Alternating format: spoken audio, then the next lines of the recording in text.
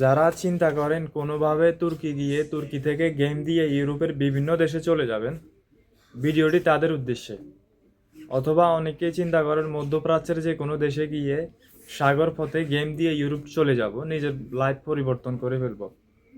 তো এই সুযোগ কিন্তু শেষ হতে যাচ্ছে, কারণ ইউরোপীয় ইউনিয়ন সবাই একজোট হয়ে যে অবৈধভাবে প্রবেশকারীদের বিরুদ্ধে কঠিন আইন প্রণয়ন জারি করতে যাচ্ছে।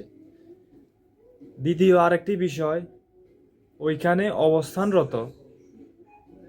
ইউরোপে অবস্থানরত বিভিন্ন দেশের নাগরিক যারা অবৈধ অভিবাসন প্রত্যাশী ইউরোপে থাকার জন্য কোর্টে আবেদন করেছেন, যদি কোর্ট থেকে তাদের আবেদন বাতিল হয় কোনোভাবে, এরপর থেকে তারা কিন্তু পুলিশি হেফাজতে থাকবেন।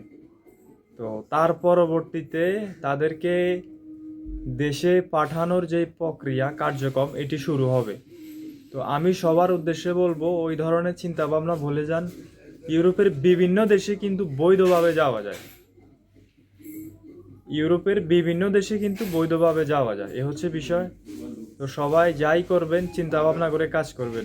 অনেকেই প্রশ্ন করেন তুর্কি সাইপ্রাস থেকে গ্রিক সাইপ্রাসে যাওয়ার, মানে তুর্কি সাইপ্রাসে আসবেন আবার তুর্কি সাইপ্রাস থেকে গ্রিস সাইপ্রাসে যাবেন। অনেকেই প্রশ্ন করেন, তুর্কি সাইপ্রাসে আসার দরকার নাই ভাই, টাকা পয়সা নষ্ট করার দরকার নাই, আপনি চাইলে বৈধভাবে গ্রিক সাইপ্রাসে যেতে পারবেন। তবে সময় একটু বেশি লাগলেও আমি বলবো ওই পদ্ধতিতে আপনি চেষ্টা করতে পারেন। তো সবাই ভালো থাকবেন, সুস্থ থাকবেন। আল্লাহ হাফেজ।